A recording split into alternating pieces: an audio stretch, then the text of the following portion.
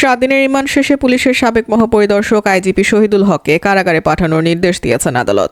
বুধবার 11 সেপ্টেম্বর সকালে 7 দিনের রিমান্ড শেষে শহীদুল হককে আদালতে হাজির করে কারাগারে আটক রাখার আবেদন করেন তদন্ত কর্মকর্তা নিউ মার্কেট থানার সাব ইন্সপেক্টর বায়েজিদ বোস্তামি।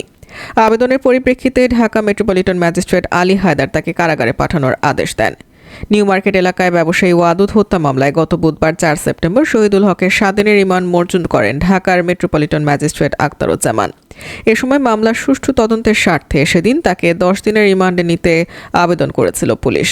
এর আগে গত মঙ্গলবার 3 সেপ্টেম্বর শহীদুল হককে উত্তরা 16 নম্বর সেক্টর থেকে গ্রেপ্তার করা হয়েছে বলে জানায় ঢাকা মেট্রোপলিটন পুলিশ ডিএমপির গণমাধ্যম ও জনসংযোগ বিভাগ।